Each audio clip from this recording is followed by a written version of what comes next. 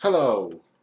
The FIDE Candidates Chess Tournament is going on right now, and we will be going over Liren-Wang Hao game, in which Liren lost, which is quite a shock. He lost the first game of the Candidates Tournament, 2020. All right, let's go over. Hold on just a second.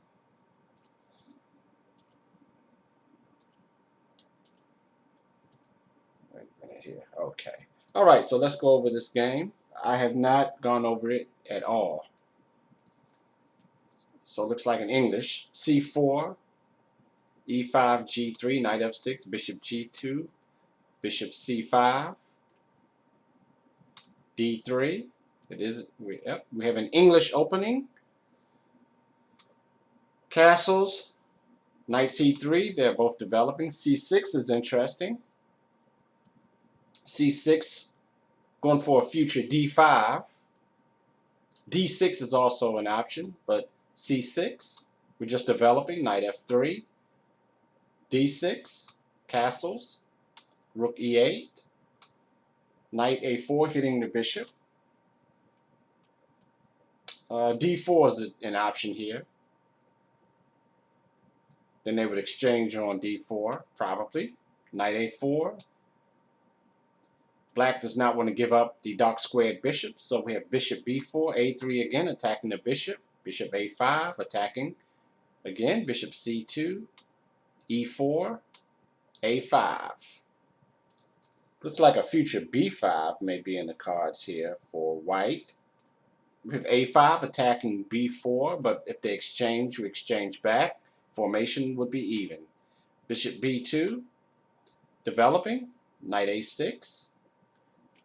Now, what if knight b d7? The white squared bishop is not developed. That white squared bishop can probably go to g4. Knight b d7, but maybe, yeah, bishop c takes, knight c5, knight takes, and then d takes. c5 can be supported with a future b6. And black has control of d4. a4 protecting b5. Bishop g4 pinning the knight. Rook a3. Now that's interesting. I would have played rook c1 and then maybe rook c1, then maybe we'll get b6. Rook c1, maybe b6 here. And we're all even. Then h3. Then maybe bishop h5. I don't know about g4 or bishop g6. That would loosen the king side. But Ding plays rook a3, which protects d3. d3 is covered twice here. So rook a3, knight d7. Now that's interesting. Knight d7. That's the top choice. Or rook c8. Let's see, where's the knight? Knight d7. We have a future f5, but h3, bishop moves.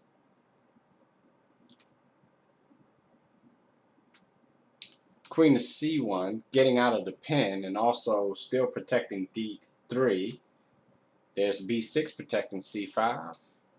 Knight d2, repositioning the knight. Maybe the knight will go to c4. So knight f8. That's the whole point of knight d7, knight f8, then knight e6, maybe. Let's see. Yeah, then future knight e6. The knight is heading for d4. That would be a nice square. Bishop f3. This is slight inaccuracy. Queen g5.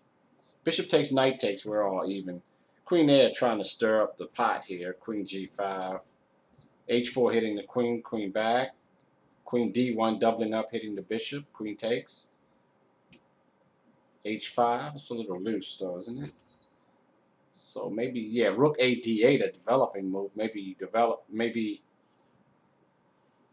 a d8, then double along the d file here. Rook d7, then rook rook to d8, rook e d8 maybe.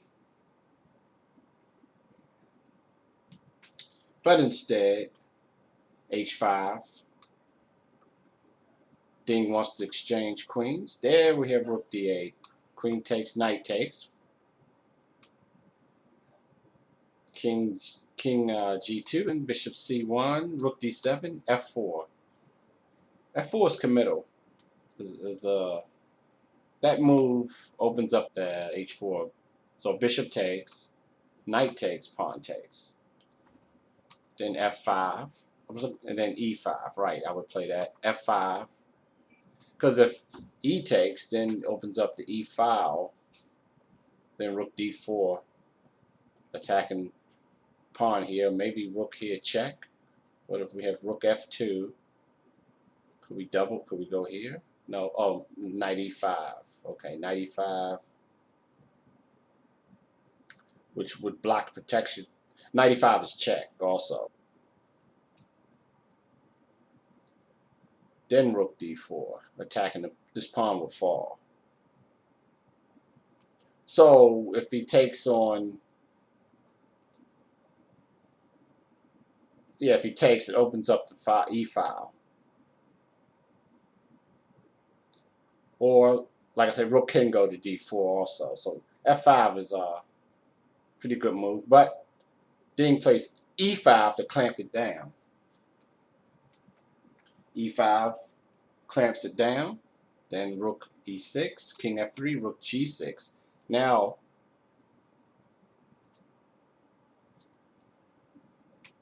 bishop d8. The h4 pawn will fall. Rook a2. He could take the pawn now. Or, if he would have tried to protect the pawn with rook, go rook h1.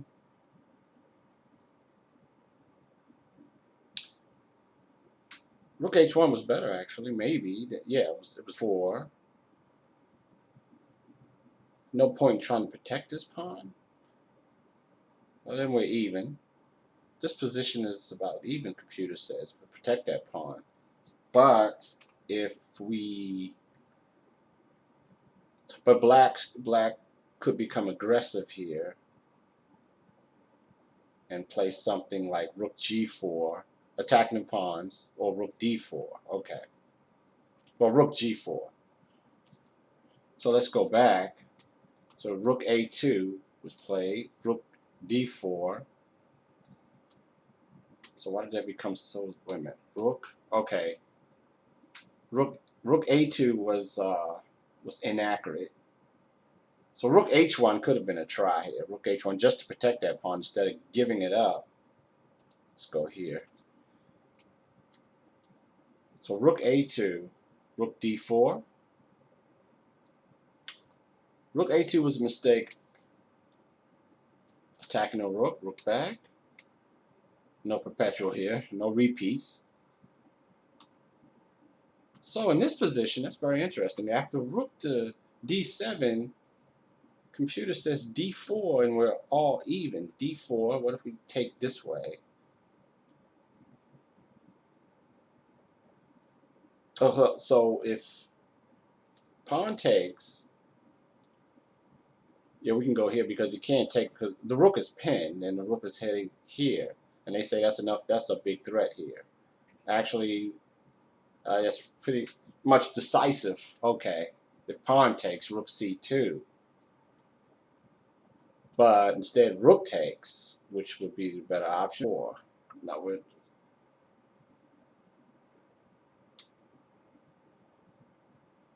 King d5 first. If bishop takes, then knight takes. Bishop takes would be the worst move here. Then knight takes, then maybe knight c6. Oh, then that pawn drops also. So yeah, knight takes, and then the f5 pawn drops. So let's go back. So d4, 6. But what if we go king? So let's go back over this variation one more time here. If pawn here, pawn takes, rook c2,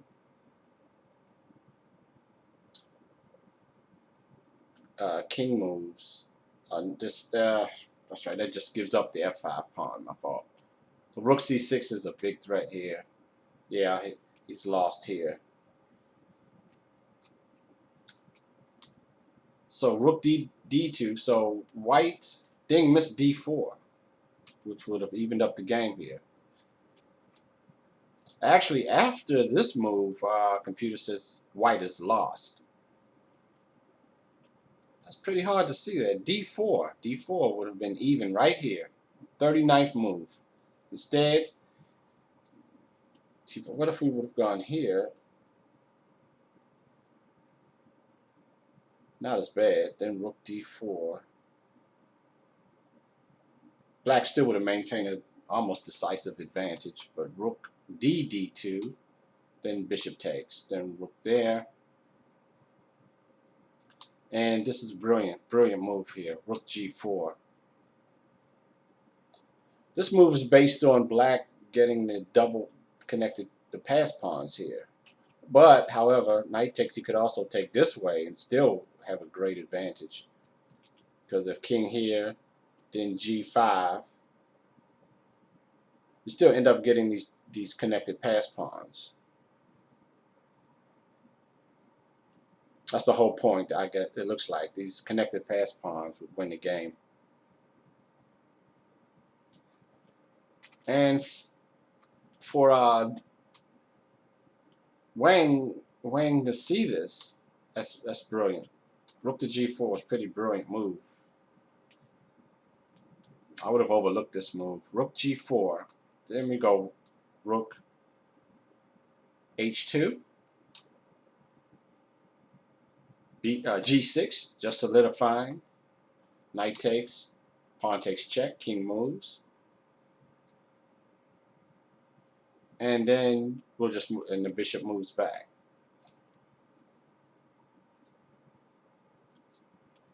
Bishop moves back, rook a to c2, then the pawn march. Pawns march, h4. So that's the whole point of that rook g4.